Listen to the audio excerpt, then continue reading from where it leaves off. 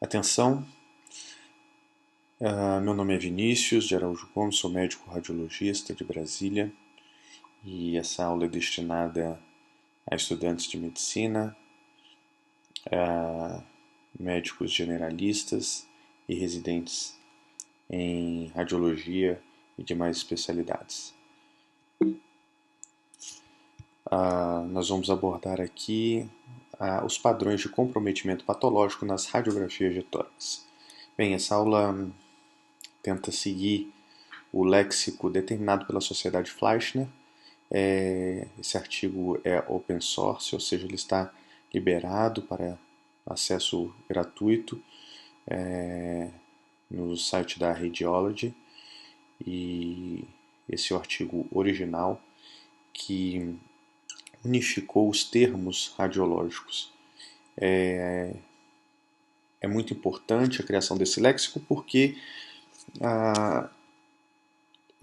os termos radiológicos foram muito romantizados durante o tempo e cada um descrevia as alterações de uma maneira diferente e interpretava também de uma maneira diferente. A partir do momento que se unifica a descrição dos processos patológicos, das alterações, fica mais fácil a comunicação entre o médico, a assistente e o radiologista.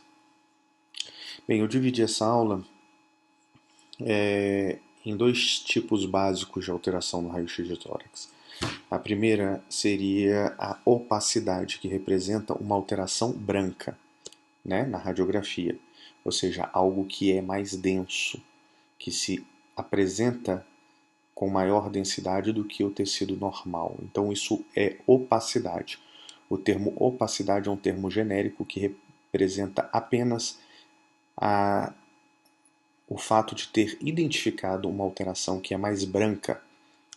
É um termo muito inespecífico, muitas coisas podem ser opacidades.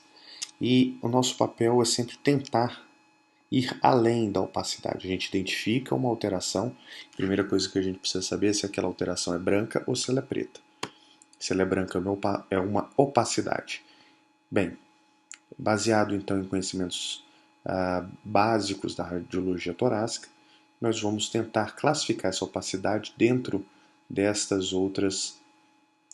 padrões, ok? Que são a consolidação, o nódulo e a massa, a atelectasia, o padrão reticular, ou as reticularidades, derrame pleural e a lesão pleural. Bem, opacidade, conforme o léxico da Sociedade Fleischner ressalta, é um termo não específico que não indica nem o tamanho, nem a natureza patológica da anormalidade, justamente reforçando que é um termo muito fraco e muito pouco específico. Vamos começar falando então da consolidação. A consolidação representa um preenchimento do espaço aéreo, tá? Que pode ser por vários produtos, várias substâncias ou até por células. A consolidação vai se apresentar com uma opacidade irregular, por vezes algodonosa, que pode ser limitada pelas fissuras. Entretanto, ela costuma ter limites mal definidos, tá? Eu costumo ressaltar um padrão de degradê, ou seja, você tem um centro mais denso e conforme você vai para a periferia dessa opacidade, ela vai se tornando menos densa, né? Menos branca, e ela não altera de maneira significativa o volume do lobo comprometido.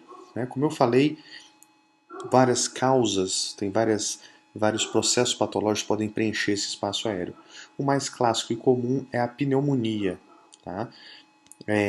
Porém, o edema, a hemorragia alveolar e o trauma, a broncoaspiração e a neoplasia. A broncoaspiração por qualquer material aspirado, no caso, ok? É lógico, para a gente chegar até este diagnóstico, a gente vai precisar dos dados clínicos.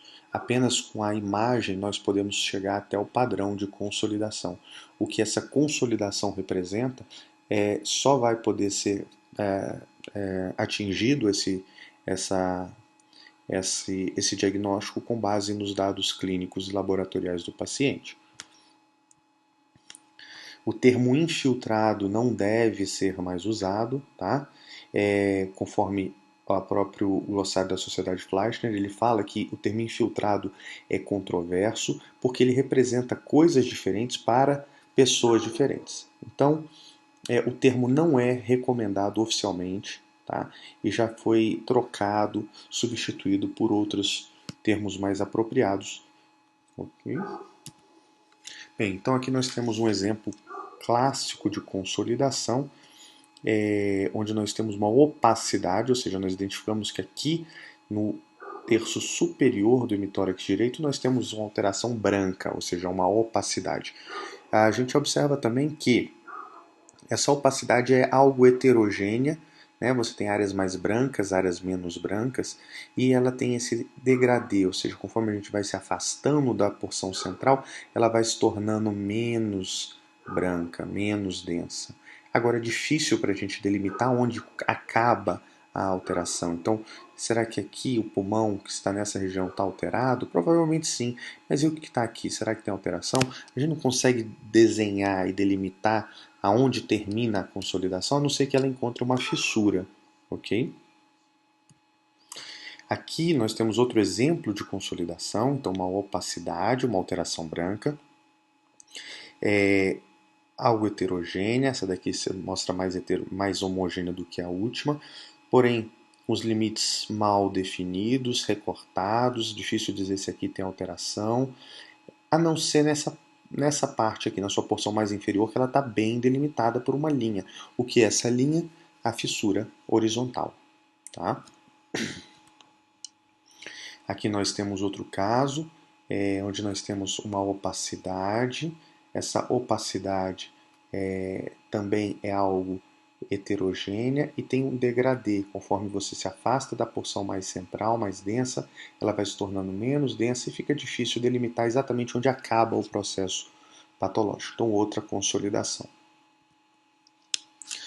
Agora vamos falar do padrão nódulo e massa. Bem, o nódulo e a massa representam opacidades arredondadas e de limites normalmente bem definidos.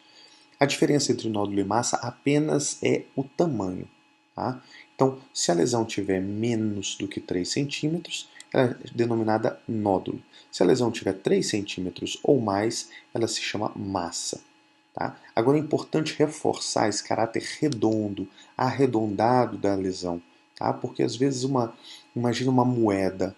A moeda ela é redonda se você a encara de frente, porém se você a encarar de perfil, ela é chata. Isso não é um nódulo.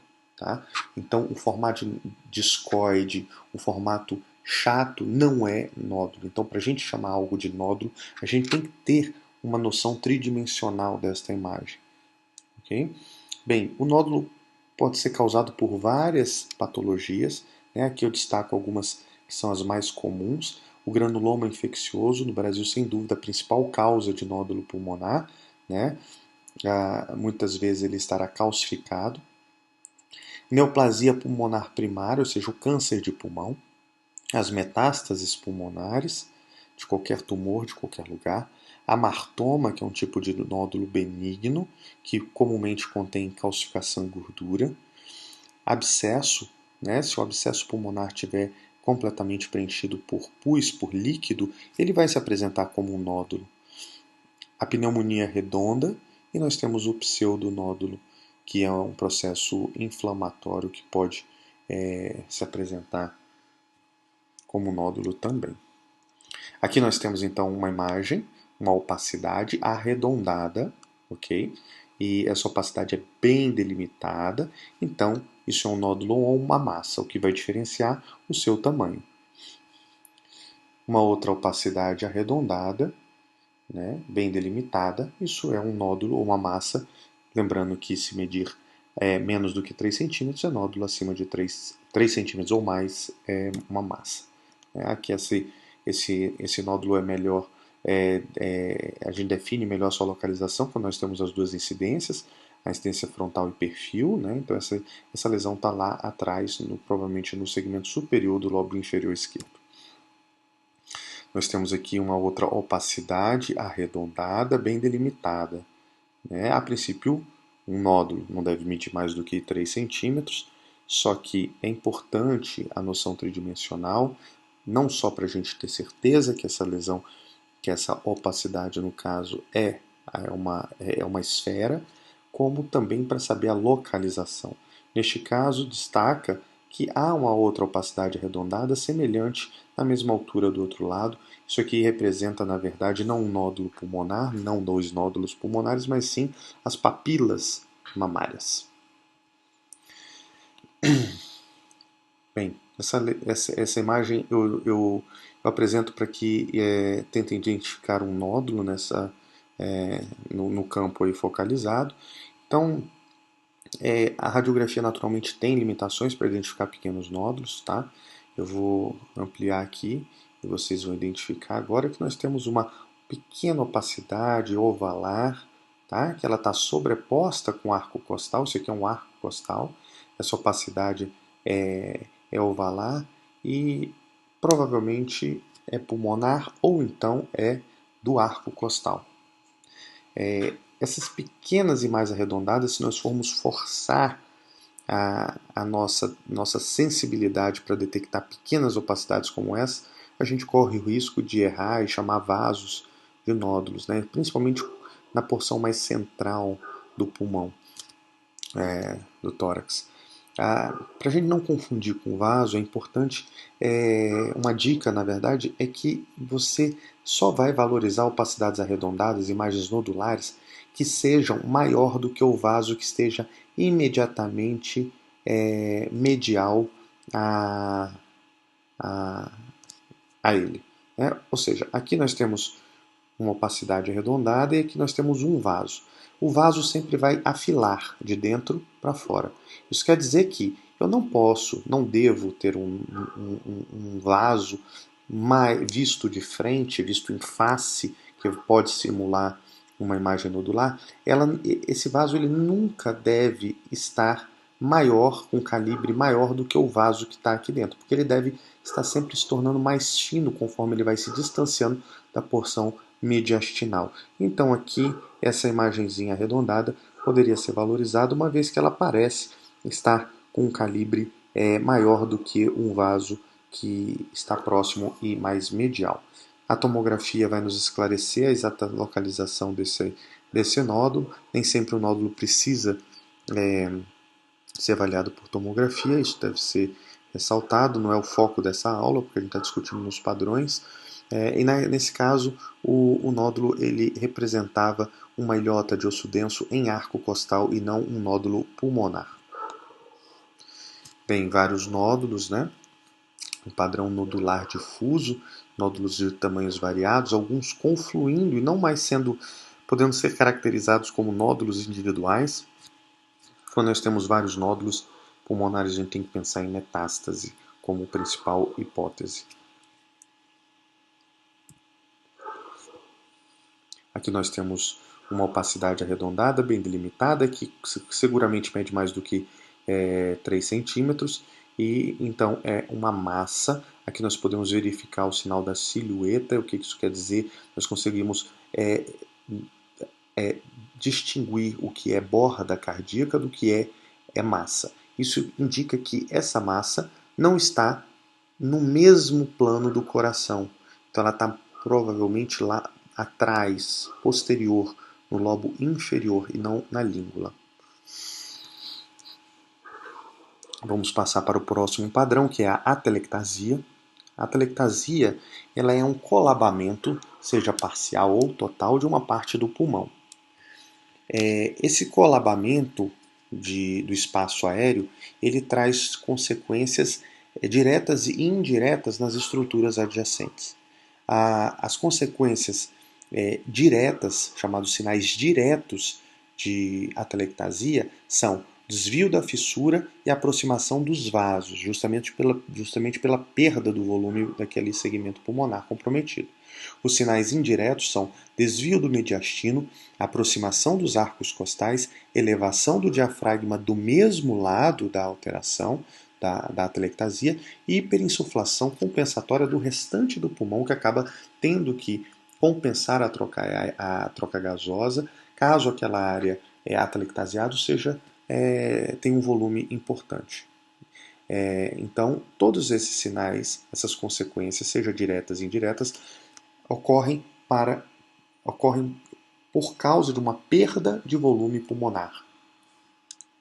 As causas de atelectasia podem ser divididas didaticamente em 3, tá? Seja ela por obstrução brônquica, tá? Se você tiver uma obstrução de via aérea, aquela porção distal à obstrução deve colabar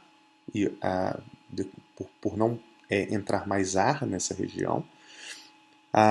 Pode ser por restrição ou hipoexpansão, no caso de você não conseguir expandir adequadamente aquela área, seja porque você está com uma dor, o paciente está com uma dor, e não expande aquele diafragma daquele lado, seja porque tem uma alteração que endurece a pleura ou o parênquima pulmonar e diminui essa complacência, seja pelo decúbito, né? Porque pacientes, por exemplo, que estão deitados, acamados, eles tendem a não conseguir expandir adequadamente as porções posteriores dos pulmões, que ficam lá repousando e sustentando toda a pressão, todo o peso do restante do pulmão. E cicatricial, né? Processos cicatriciais também podem impedir a adequada expansão do tecido pulmonar.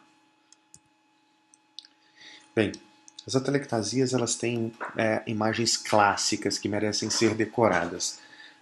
Essa daqui é talvez a mais interessante delas, que é fácil causar confusão. Mas depois que esse padrão é reconhecido, facilmente a gente consegue decifrá-lo.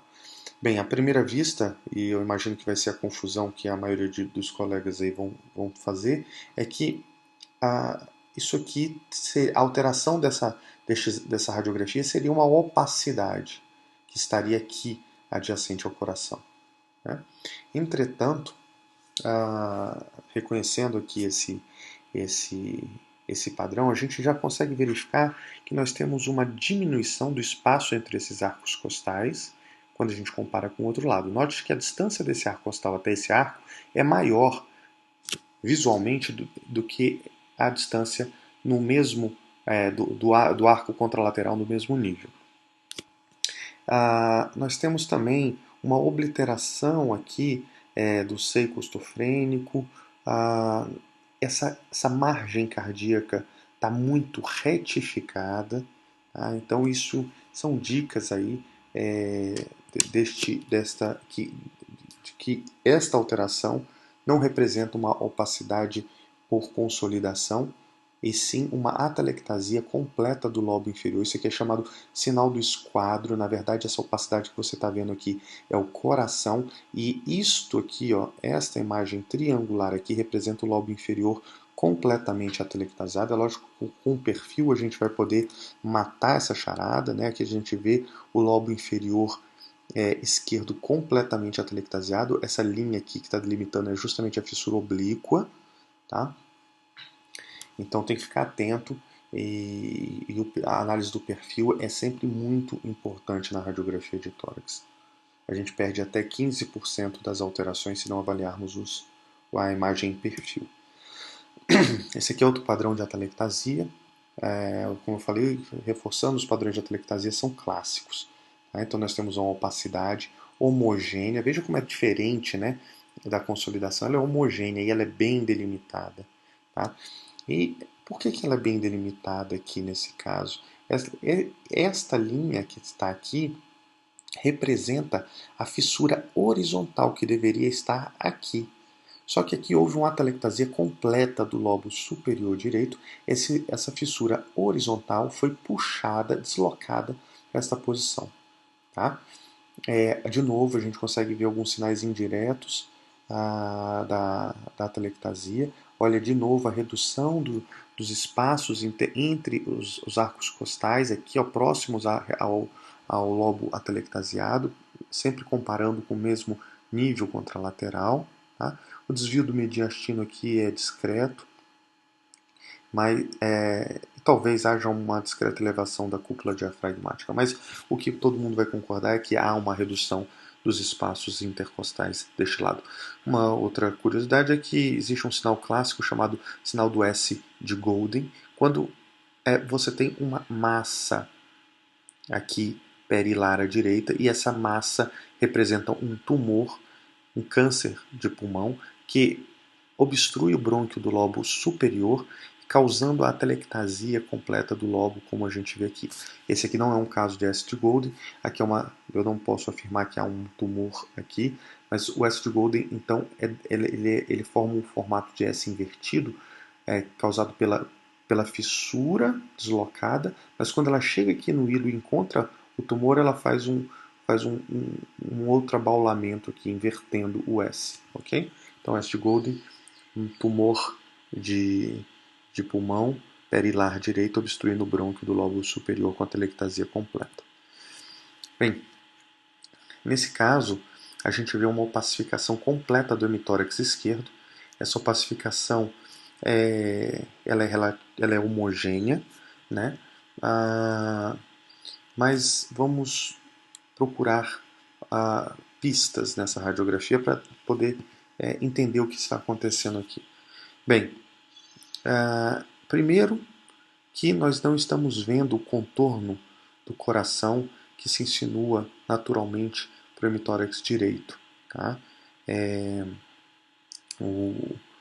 O átrio direito ele não está sendo identificado aqui. Isso quer dizer que houve um deslocamento do coração para o hemitórax esquerdo. Se houve um deslocamento para o lado da alteração, isso quer dizer que há com certeza um componente de atelectasia aqui. Note também que há talvez não esteja tão claro aqui, mas provavelmente há uma certa aproximação e redução desses espaços costais. Por outro lado, note que a traqueia ela está deslocada, mas ela não está tão deslocada assim caso houvesse uma atelectasia completa, apenas pura deste pulmão. Se esse pulmão esquerdo todo estivesse completamente atelectasiado e fosse apenas isso a alteração, eu esperaria um desvio de mediastino maior, uma retração maior desses espaços costais. O que está acontecendo aqui? Existe um outro processo patológico associado, porque nós temos com certeza uma atelectasia pulmonar importante, mas eu tenho um outro processo patológico que está compensando. A atelectasia ela vai reduzir o volume do pulmão daquele lado e do conteúdo daquela caixa torácica. Agora, o que pode aumentar o conteúdo daquela caixa torácica de maneira compensatória, de tal maneira que esteja equilibrando essa imagem, não esteja causando um desvio maior ainda desse mediastino, dessa traqueia, e uma aproximação maior dessas costelas? O derrame pleural, conforme a gente vai ver mais para frente. Então aqui nós temos um outro sinal que é a amputação do brônquio-fonte esquerdo. Então, o que eu posso garantir que está acontecendo é, nós temos um processo obstrutivo no brônquio-fonte esquerdo, eu tenho uma atelectasia muito importante desse pulmão esquerdo, talvez completa, mas eu tenho também derrame pleural. Provavelmente isso é um câncer de pulmão. Alguém consegue ver a atelectasia nessa radiografia? Bem, tem que ter, porque a gente está falando de atelectasia, mas essa é a atelectasia mais difícil de ser identificada numa radiografia frontal. Tá? O achado é sutil, mas quem vai matar aqui a charada é o perfil, mais uma vez. Existe uma discreta opacidade paracardíaca direita. Quando a gente olha o perfil, fica óbvio que essa opacidade está no lobo médio. E aqui o que a gente está vendo, delimitando essa opacidade, é a fissura horizontal e a fissura oblíqua. Então isso aqui é a imagem clássica de atelectasia do lobo médio. O próximo padrão que nós vamos abordar agora é a reticularidade. O padrão reticular, antigamente conhecido como infiltrado intersticial, que não se deve mais utilizar. Okay? As opacidades As reticularidades representam opacidades lineares, regulares ou irregulares. Podem ser periféricas ou peribroncovasculares. Necessitam, na maioria das vezes, de avaliação por tomografia para que possa ser adequadamente caracterizada. Isso porque um padrão reticular, ou seja, a identificação de linhas na radiografia, não necessariamente representa uma alteração de interstício. Tá?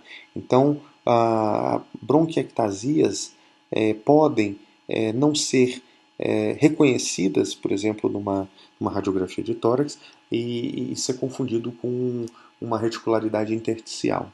Tá? Então, por isso que no padrão reticular a gente consegue caracterizar de maneira muito pobre, direcionar o diagnóstico através da radiografia. Então é uma condição que normalmente necessita de avaliação complementar por tomografia computadorizada. Bem, a reticularidade pode representar espessamento do interstício, faveolamento. Faveolamento é um padrão de fibrose com destruição do espaço aéreo, reticularidades intralobulares também, que classicamente representa um preenchimento parcial de vias aéreas se agrupando na parede dos ácinos por células de variados tipos, e como eu já falei, bronquiectasias. Uma característica comum no padrão reticular é que ele não é, na imensa maioria das vezes, salvo raras exceções, ele não é uma alteração focal. Então, quando a gente encontra um padrão reticular, a primeira impressão que nós temos é que é um pulmão sujo, porque a alteração é difusa, normalmente difusa, ela é simétrica, ela é bilateral. Então isso até às vezes dificulta a gente identificar onde está a alteração. Então a primeira sensação quando a gente vê um padrão reticular é de que aquela radiografia não está normal, é um pulmão sujo, e se alguém te pede para apontar onde está a alteração, você não consegue dizer onde está. Justamente porque é difuso. Quando a lesão é focal, é mais fácil dela ser individualizada. E é isso exatamente que nós estamos vendo aqui nessa radiografia, muitas linhas, mais linhas do que o normal, tá? Esse caso aqui era um edema pulmonar. Outra radiografia, de novo aquela mesma impressão, não está normal, é um pulmão sujo, e onde está a alteração? Eu não consigo, está aqui, né? Se você der um pointer para um residente, pede para ele apontar onde está a alteração, ele vai falar, está aqui. E está mesmo, porque está em todo o pulmão, ela é difusa, é bilateral, isso aqui é uma pneumonia intersticial linfóide, então esse é o padrão reticular, né? A gente vê várias reticularidades, a gente não consegue mostrar exatamente onde está a alteração. Um outro padrão reticular aqui por um tipo de pneumonia intersticial, onde nós temos reticularidades que predominam nos lobos inferiores, nas metades inferiores dos pulmões. As metades superiores parecem estar preservadas, mas a sujeira aqui está restrita aos lobos inferiores, mas veja como ela é simétrica e como um jeito de a gente analisar uma radiografia, sempre comparar um lado com o outro, pode ser que não fique tão claro, então realmente exige um pouco mais de experiência para identificar esse padrão. Bem, a tomografia ela é muito superior que a radiografia para poder definir melhor qual é o padrão e o processo patológico, e muitas vezes a gente vai identificar outros padrões envolvidos, como nesse caso onde havia não só reticularidades intralobulares, como haviam bronquiectasias, haviam opacidades em vidro fosco. Então é uma soma de padrões na tomografia que muitas vezes na radiografia vai ser identificado apenas como um padrão reticular. O derrame pleural é o outro padrão de opacidade e que representa a presença de líquido no espaço pleural. Este líquido pode estar livre ou loculado, preso, encistado. O líquido pode representar exudato, transudato, quilo ou sangue. Pequenos derrames pleurais podem não ser detectados ao raio-x. Tá? O ultrassom vai ser melhor para detectar pequenos derrames pleurais. A ultrassonografia de tórax. A obliteração do seu costofrênico é o sinal mais clássico da radiografia, né, para a identificação de pequenos derrames. A quantificação do derrame é subjetiva, existem publicações que tentam dizer fazer essa quantificação de uma maneira mais objetiva, mas não são reprodutíveis, não são aplicados na prática clínica na maioria dos serviços. Caso haja dúvida que há um derrame, ou caso haja dúvida quanto à a situação desse derrame, se ele está livre ou se ele está loculado, a gente faz uma imagem uma assistência chamada de Laurel, que é uma radiografia em perfil com o paciente deitado. Ele deita em cima do lado comprometido, ou seja, você está suspeitando que o paciente tem um derrame pleural esquerdo, ele deita com o lado esquerdo para baixo, o lado direito para cima, né? E faz uma incidência com raios horizontais. Bem, aqui nós temos então um pequeno derrame pleural à direita, onde a gente identifica como uma obliteração do seco costofrênico direito. O seco costofrênico ele tem que formar esse ângulo agudo. Se ele fica arredondado, é porque a gente tem uma obliteração, e é assim que a gente identifica pequeno derrame pleural. Áreas de espessamento da pleura também podem causar isso. Tá? Quando é muito pequenininho, às vezes a gente não pode afirmar que é um derrame e fica entre derrame pleural ou espessamento pleural, essa discreta obliteração do seio costofrênico. Aqui em detalhe, essa obliteração, esse arredondamento, né, desse ângulo costofrênico. Aqui um derrame pleural maior, onde a gente identifica essa parábola. Essa imagem de parábola também é clássica do derrame. Então nós temos uma opacidade homogênea e ela é delimitada por uma parábola que não representa anatomicamente uma fissura. Não existe fissura nessa posição. Um caso especial e curioso é essa imagem, né, que deve ser classificada inicialmente como uma massa, né, uma opacidade arredondada, bem delimitada, seguramente mede mais do que 3 centímetros. Só que esse paciente tem um coração muito grande. Também tem sinais de cirurgia cardíaca. Então esse paciente tem insuficiência cardíaca, provavelmente, com esse coração, e tem uma opacidade arredondada. E aí vocês têm que saber que existe uma condição chamada de tumor evanescente, que é um derrame encistado. O que é isso? Por algum motivo há uma alteração fibrótica na fissura do pulmão, e essa alteração cicatricial fibrótica impede a adequada circulação do líquido do espaço pleural. O espaço pleural é um espaço virtual que tem líquido normalmente, é um líquido mínimo, em quantidade muito pequena, para permitir o deslizamento dos folhetos pleurais. Quando existe um processo patológico que aumenta a produção desse líquido pleural ou a diminuição da sua absorção, ele circula e aumenta e se deposita no espaço pleural de maneira livre.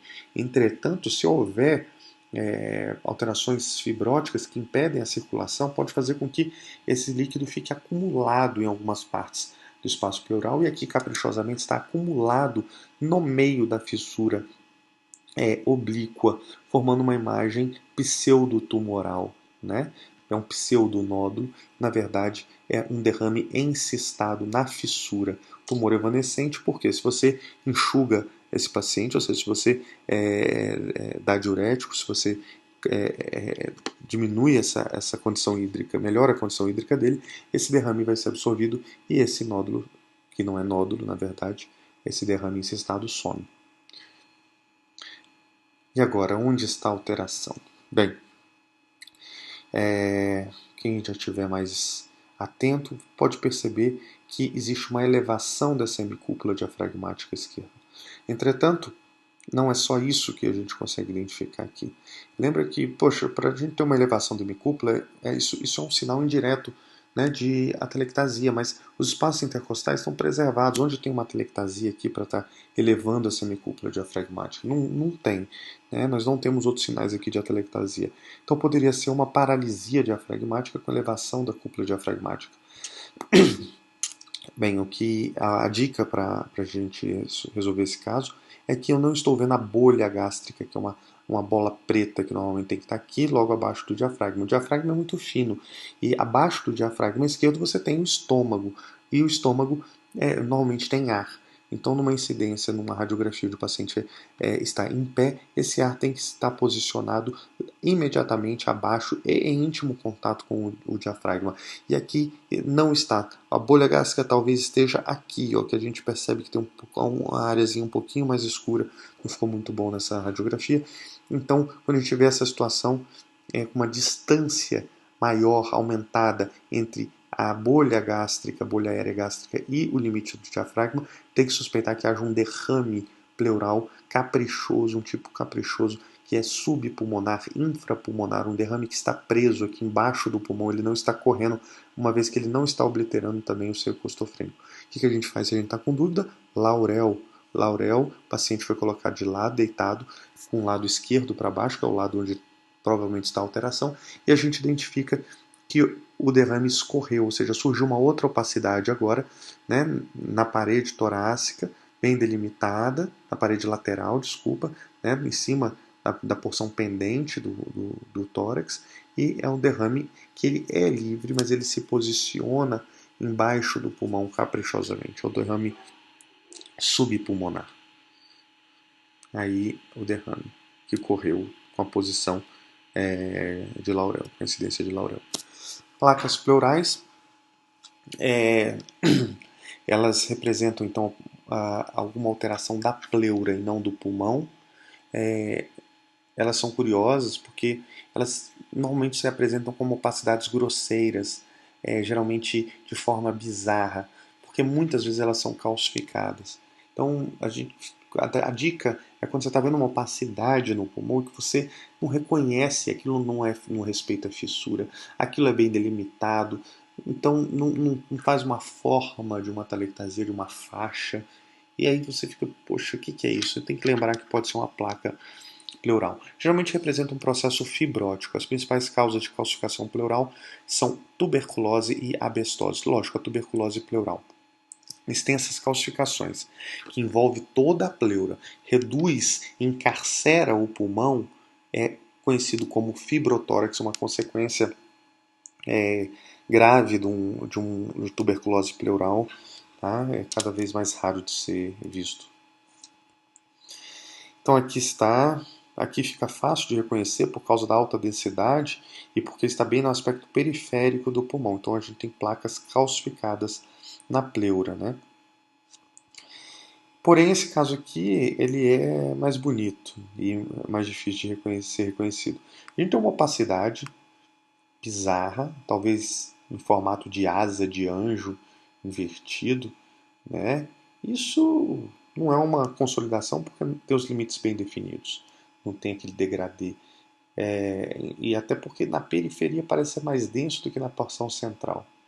Não é uma atelectasia, porque não tem nenhum outro sinal aqui, direto ou indireto, de atelectasia. E ele tem um formato que não é atelectasia. A atelectasia, geralmente, ela vai fazer uma faixa, ou ela vai respeitar a anatomia lobar. Eu não vejo fissura, isso não é fissura, você não tem fissura aqui. E tem uma outra filhotinha aqui, olha só que bonitinho. Então, lembrar das placas pleurais, essa placa pleural é uma placa calcificada que está na pleura anterior ou posterior e está projetada aí, fazendo essa imagem bizarra. Aqui um caso de fibrotórax, né, para quem nunca viu. Então, uma pleura extensamente calcificada, diminuindo o volume pulmonar, encarcerando esse pulmão.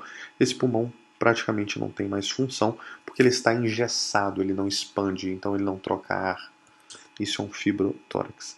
Bem, a segunda parte da aula diz respeito a quando a alteração que a gente identifica no pulmão, ela é preta e não branca.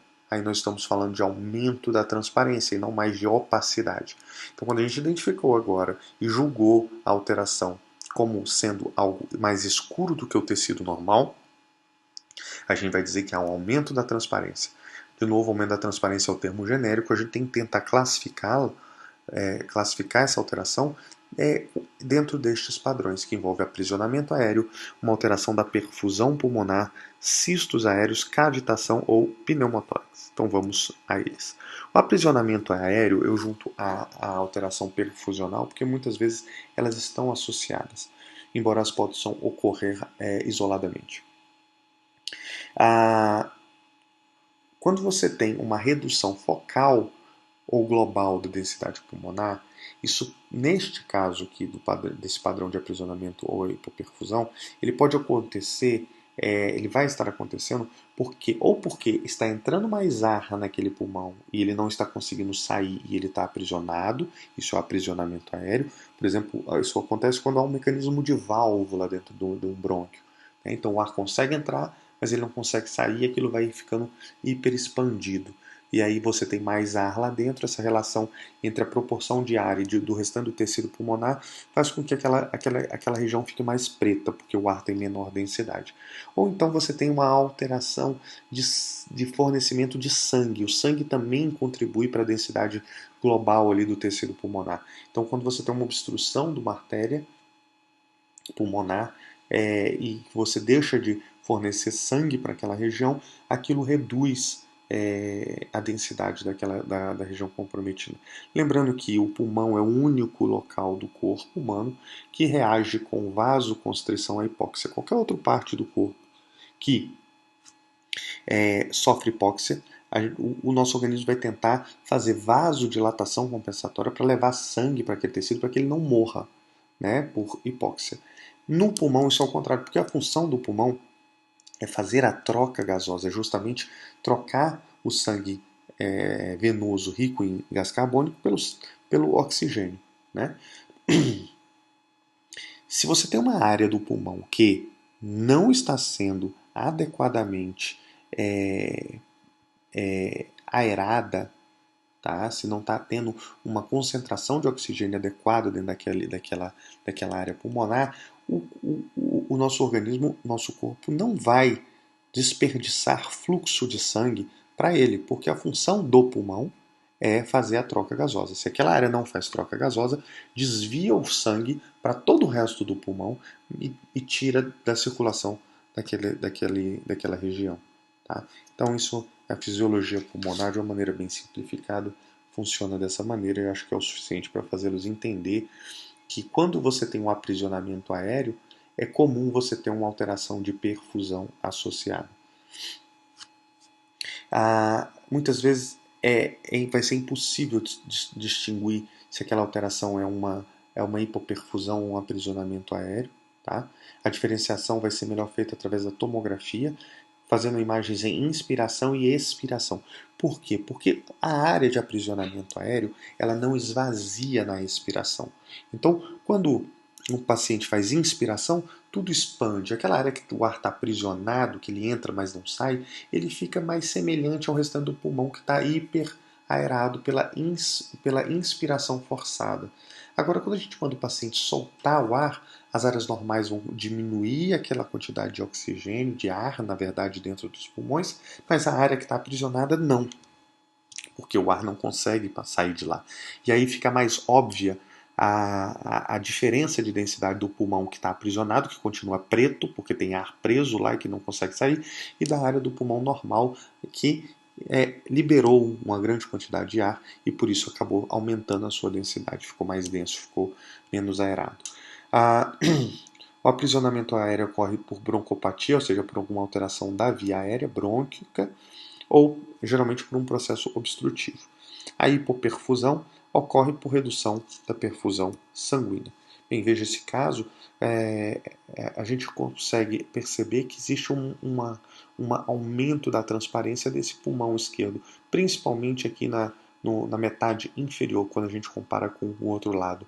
Se a gente avaliar melhor, com mais calma, a gente percebe que não só ele está mais escuro, mais preto, aumento da transparência, como eu não consigo identificar a trama vascular que tem no lado direito, eu não consigo identificá-la do lado esquerdo. Então, aqui eu estou conseguindo ver que há um componente importante de redução de perfusão neste pulmão esquerdo. Nesse caso, isso aqui é uma angiografia da artéria pulmonar, onde foi colocado um catéter que atingiu o tronco da pulmonar, injetou o contraste iodado, uma imagem negativa, onde você vê muito bem a opacificação de todo o sistema arterial pulmonar direito e não vê a opacificação do sistema arterial pulmonar esquerdo, indicando um volumoso tromboembolismo da artéria pulmonar esquerda. Então, era realmente um TEP maciço da artéria pulmonar esquerda reduzindo a perfusão do pulmão esquerdo e podendo ser identificado numa radiografia suspeitado. É lógico que é uma apresentação muito rara do TEP, não é assim que ele vai se apresentar na maioria das vezes.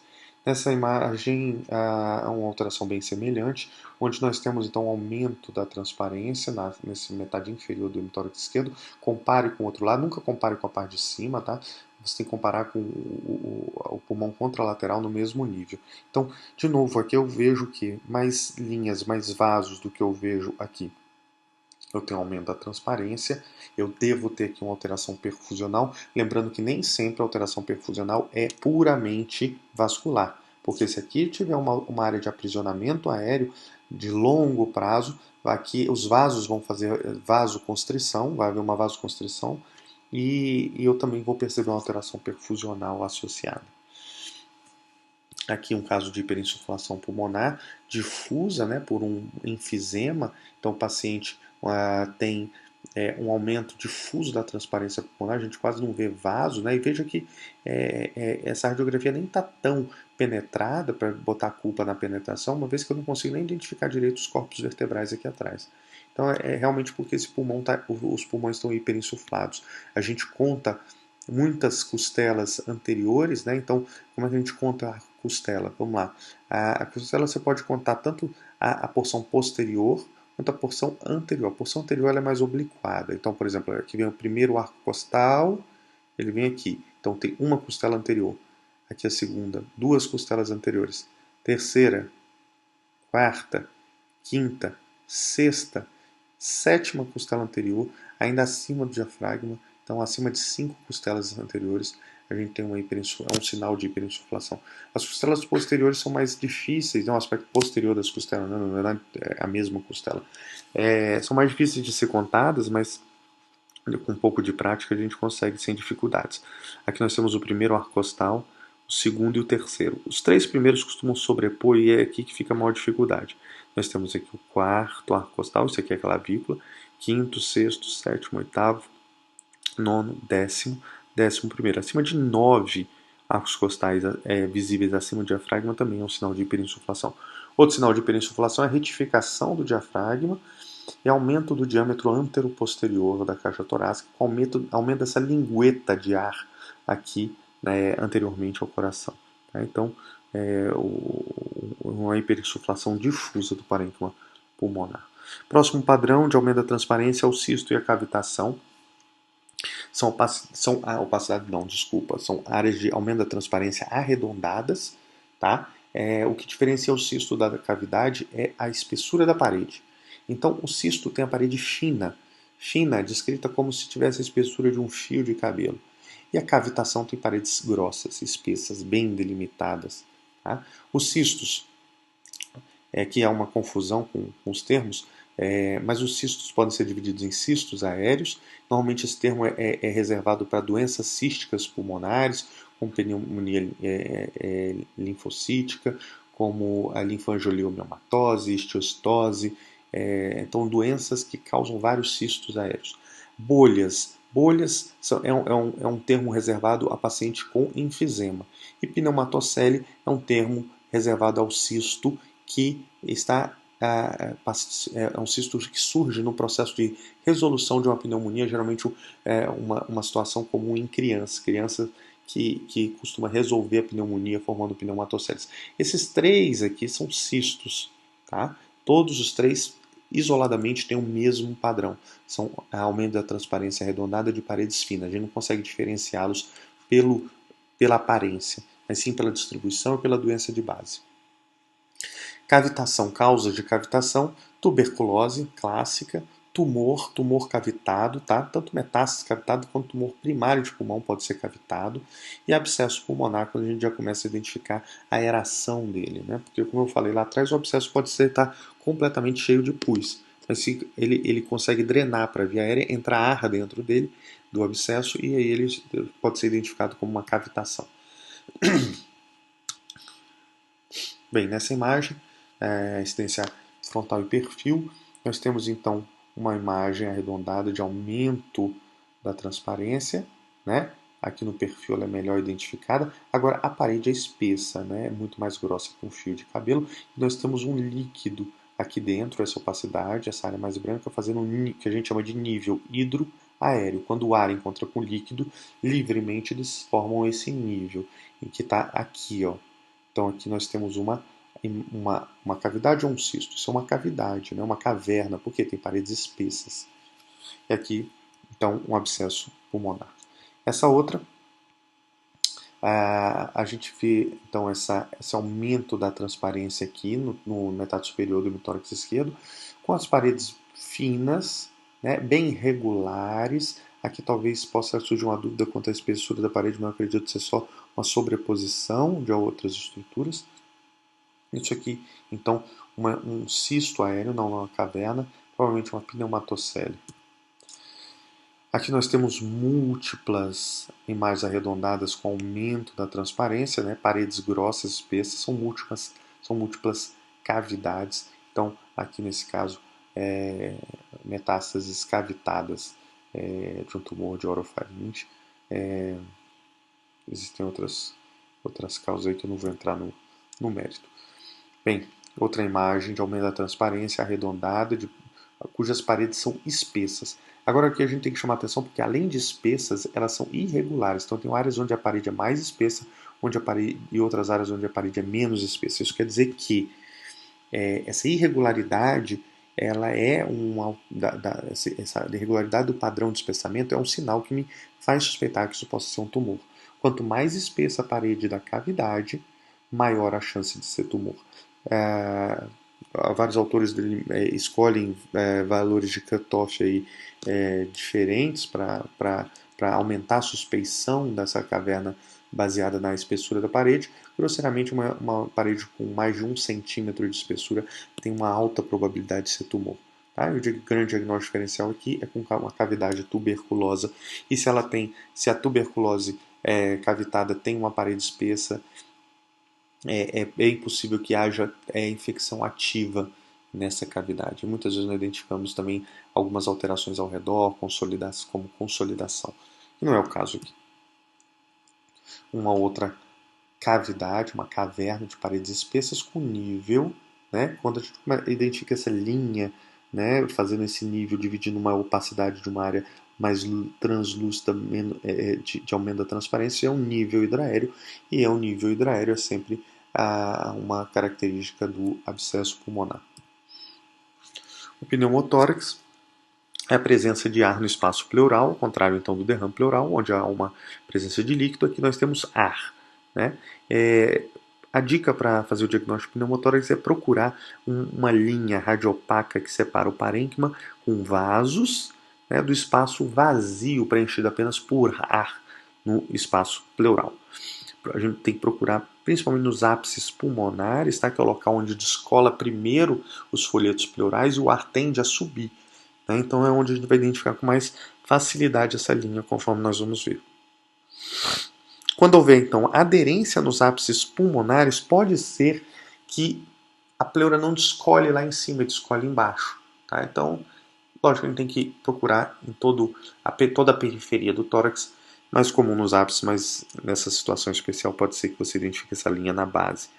Na dúvida, você vai fazer uma radiografia em expiração, porque quando a gente faz expiração, diminui a pressão dentro do pulmão e tende a aumentar a quantidade de ar que está extravasando para o espaço pleural e fica mais óbvio, mais nítido a linha do pneumotórax.